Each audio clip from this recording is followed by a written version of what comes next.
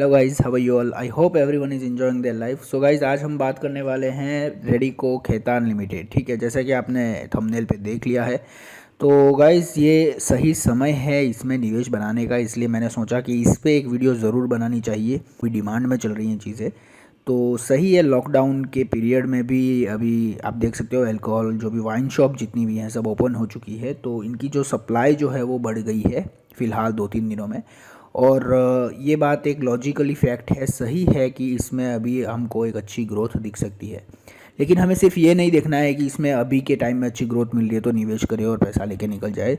We are going to discuss on entire Radico Khaitan limited A to Z हम बात करेंगे इस वीडियो में। अगर इस वीडियो को देख लोगे तो रेडिको खैतान लिमिटेड के सभी डाउट्स क्लियर हो जाएंगे। ठीक है, वीडियो शुरू करने से पहले आप सबसे रिक्वेस्ट करना चाहूँगा कि अगर चैनल को सब्सक्राइब नहीं किया है तो अभी कर दे, क्योंकि इस चैनल पे स्टॉक मार्केट से रिलेटेड सभी अपडेट्स आती रहती हैं। चलिए बढ़ते हैं वीडियो में आगे और बात करते हैं अबाउट कंपनी की। सबसे पहले तो यहाँ पे आप देख सकते हैं रेडिको खैतान लिमिटेड जो है ये लिकर की सबसे पुरानी मैन्युफैक्चर कंपनी है इंडिया में। बात करते हैं दूसरे पॉइंट की, और यहाँ पे मैं आपको बताना चाहूँगा कि ये जो कंपनी है वो 85 कंट्रीज़ में अपने प्रोडक्ट्स को सप्लाई करती है, इसलिए इसको IMFL भी कहा जाता है, यानी कि इंडियन मेड फॉरेन लिकर। ठीक है, तो जैसे कि तीसरा पॉइंट आप देख सकते हैं, यहाँ पे बताया जा रहा है the company has a total capacity of over 157 million litres. ठीक है, मतलब ये लीकर की बात हो रही है, और operates 28 bottling unit across India. ठीक है, तो चौथे पॉइंट की ओर बढ़ते हैं, और यहाँ पे आपको बताना चाहूँगा कि बिजनेस टुडे मैगजीन जो है, जो कि एक लीडिंग बिजनेस मैगजीन है, और यहाँ पे इन्होंने रेडिको खैतान लिमिटेड को टॉप 500 कंपनीज के अंदर इनको जगह दी है। नेक्स्ट पॉइंट कवर करते हुए बताना चाहूँगा कि इसका जो डिस्ट्रीब्यूशन नेटवर्क है वो बहुत ही स्ट्रॉन्ग है, क्योंकि इनके पास 75,000 retailer and 8,000 on premise outlets हैं। ठीक है, तो सेल तो इनके आनी ही आनी है। और यहाँ पे मैं इनके चेयरमैन, डायरेक्टर और मैनेजिंग डायरेक्टर के भी नाम आपके सामने रखना चाहूँगा, जो कि आप देख पा रहे हो अपनी स्क्रीन पे। और लास्ट पॉइंट यहाँ पे हम कवर करने वाले हैं इनके अवार्ड्स, जो कि आप देख पा रहे हो। गोल्ड मेडल इनको 2017 बेल्जियम में मिला था, एंड डबल गोल्ड यहाँ पे आप देख सकते हो वर्ल्ड वाइन स्पिरिट अवार्ड्स, जो कि उनको सैन फ्रांसिस्को 2017 में मिला था। और यहाँ पे रैंक 5 विस्की एडवोकेट मैगजीन जो थी USA, वहाँ पे भी उनको एक अवार्ड दिया गया है। यहाँ पे मैंने इनके प्रोडक्ट्स और उनकी टाइमलाइन को कवर किया है। अगर आप ये पूरे प्रोडक्ट्स और उनके ईयर्स को देखो एक बार, इन प्रोडक्ट के नाम को, तो आपको समझ में आ जाएगी कि ये कंपनी डूबने वाली नहीं है, क्योंकि इनके बिना किसी का चलता नहीं है अभी के मार्केट में, जैसा कि आप सब जानते हैं। तो अब बात करने वाले हैं हम ओवरव्यू यानी कि वैल्यूएशन की। तो यहाँ पे आप देख पा रहे हैं इनका जो मार्केट कैपिटलाइजेशन है वो है 4,300। इनका PE जो है वो है 17.79, और अगर इंडस्ट्री PE पे नज़र डालें तो ये बहुत ही कम है, यानी कि अंडर वैल्यूड स्टॉक है अभी के टाइम में। EPS आप देख सकते हैं ट्रेलिंग 12 मंथ्स का 17.78। और गाइज मैं बताना चाहूँगा कि ये जो वैल्यूएशन जो है वो कंसोलिडेटेड वैल्यूएशन है, ना कि स्टैंडअलोन। ओके, अगर स्टैंडअलोन होता तो इसका PE भी चेंज हो जाता और इंडस्ट्री PE भी चेंज हो जाता। तो यहाँ पे हम जो कर रहे हैं वो कंप्लीट इवैल्यूएशन जो है वो इनके कंसोलिडेटेड फॉर्मेट में किया जाएगा, ना कि स्टैंडअलोन पे। ठीक है, अब हम बात कर लेते हैं इनके परफॉर्मेंस लास्ट 5 ईयर के, जहाँ पे हमें एक मोटा मोटा आइडिया मिल जाएगा कि कैसे परफॉर्म कर रहा है ये लास्ट 5 ईयर्स में। 1 डे का परफॉर्मेंस आप देख सकते हैं 7.57।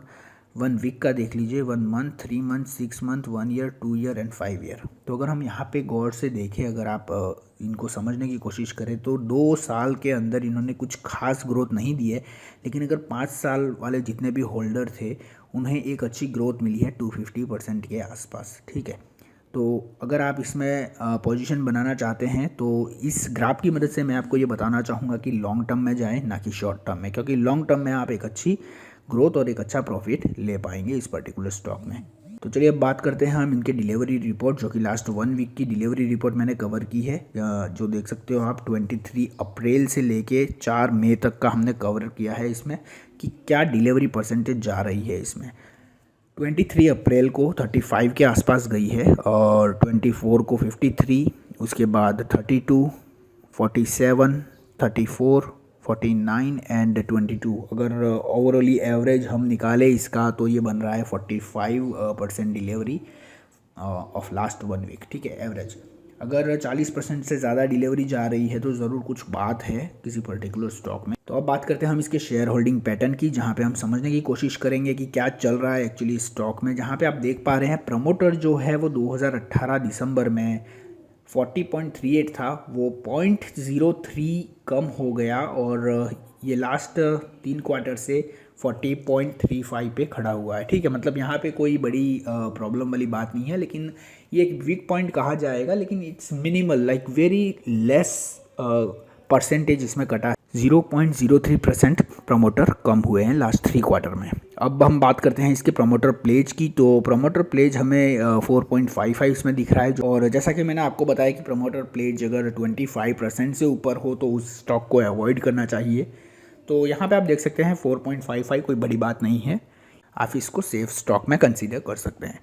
फॉरेन इंस्टीट्यूशनल इन्वेस्टर की अगर हम बात करें तो यहाँ पे 2018 दिसंबर में ये 22.73 था, 2019 मार्च में ये 23.43 हो गया था बढ़ के, लेकिन 2019 में यहाँ पे फिर से कम हो गए थे और 2019 सितंबर में ये फिर से एक ग्रोथ दिखा रहे हैं। गाइज मैंने यहाँ पे 3 कलर का यूज़ किया है, ग्रीन, ब्लू और रेड।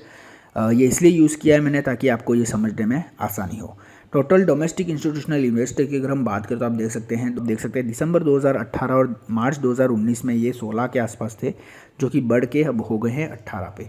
तो यहाँ पे देखा जाए तो ग्रोथ हमें दिख रही है। इसका मतलब ये शेयर होल्डिंग पैटर्न से हम ये समझ सकते हैं कि कंपनी जो है वो एक पॉजिटिव कंपनी है और इसमें फ्यूचर अच्छा है। चलिए अब हम बात करेंगे बैलेंस शीट के ऊपर, और यहाँ पे बैलेंस शीट मैंने moneycontrol.com से डाउनलोड की है, जो मैंने थोड़ी मॉडिफाई करके आपके सामने रखी है। यहाँ पे मैं आपको इसमें समझाने की कोशिश करूँगा। टोटल शेयर कैपिटल आप देख सकते हैं एवरेज चल रहा है, कोई भी ज़्यादा चेंजेस नहीं है। मार्च 2016 के बाद ये कॉमन चल रहा है।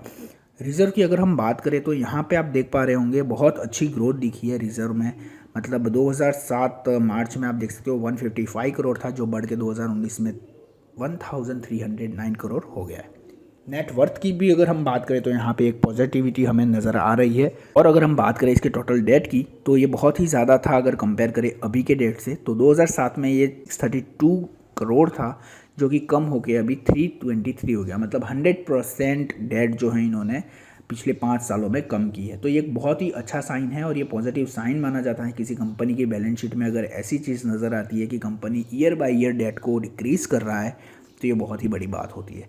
ठीक है, बुक वैल्यू पे अगर हम नज़र डालें लास्ट में, तो book value year by year बढ़ती जा रही है, ये बहुत ही पॉजिटिव साइन माना जाता है। तो चलिए अब बात करते हैं इसके प्रॉफिट एंड लॉस स्टेटमेंट की। तो जैसा कि आपके सामने दिख रहा है स्क्रीन पे पूरा P&L स्टेटमेंट। यहाँ पे नेट प्रॉफिट जो है, नेट सेल सबसे पहले हम नज़र डालेंगे तो नेट सेल में भी हमें एक अच्छी ग्रोथ नज़र आ रही है। सेकंड पार्ट जो हमें देखना होता है कंज्यूमशन ऑफ रॉ मटेरियल, जो कि आप देख पा रहे हो 2015 में 670 करोड़ था, जो कि बढ़ के अभी 1100 करोड़ के आसपास आने लगा है। और एम्प्लॉय कॉस्ट में भी हमें एक बढ़ोतरी दिखने को मिली है, जो कि एक पॉजिटिव साइन है। हम डायरेक्ट बात करेंगे profit and loss after tax from ordinary activities. तो ये जो है फाइनल प्रॉफिट इनके हाथ में आई हुई है, वो रेशो है जो आप देख सकते हो 67.64 था 2015 में, जो कि बढ़ के अभी 188.06 हो गया है। तो प्रॉफिट एंड लॉस स्टेटमेंट और बैलेंस शीट को एक साथ रखिए अगर हम देखें तो ये कंपनी एक पॉजिटिव फीडबैक देती है हमें। इन दोनों रिपोर्ट को अगर नज़र में रखें और निवेश बनाने के लिए बहुत ही अच्छी कंपनी है। हमारा जो इवैल्यूएशन है उसके हिसाब से हम आपको सजेस्ट करेंगे कि आप इसमें मिनिमम 2 साल के लिए निवेश बनाएं, ना कि जल्दी जल्दी निकले। ठीक है, रिसेंट न्यूज़ में सबसे पहला पॉइंट हम कवर करने वाले हैं रेडिको खैतान स्टैंडअलोन का जो दिसंबर 2019 का नेट सेल है वो 17.18% से ग्रोथ दिखाया है।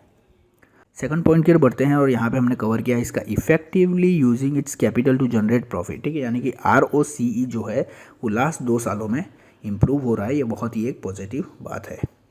FII एंड FPI और institutional increasing their share holding, ये भी मैंने आपको पहले समझा दिया है पहले वाली स्लाइड में।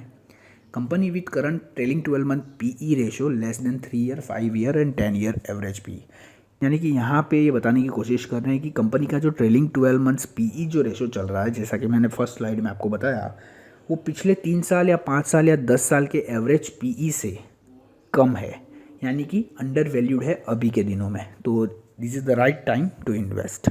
तो अब हम बात करने वाले हैं इसके डिविडेंड की, कि कैसे कंपनी ने डिविडेंड दिए हैं पिछले दिनों में। तो जैसे कि आप देख सकते हो यहाँ पे 2015 में 40%, 2016 में 40%, 17 में 40%, 18 में 50%, 19 में 60%, यानी कि ईयर बाय ईयर जो है डिविडेंड में भी ग्रोथ हमें नज़र आ रही है।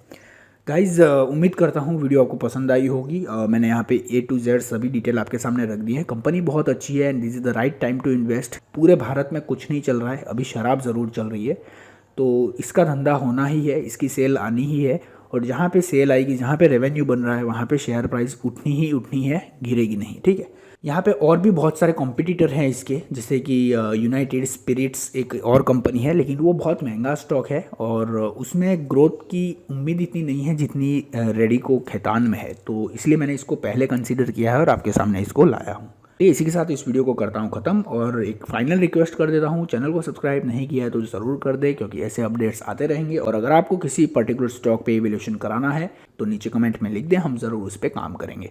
चलिए मिलते हैं ऐसी नई वीडियो के साथ, तब तक के लिए अपना ध्यान रखें। Love you all, take care, bye bye.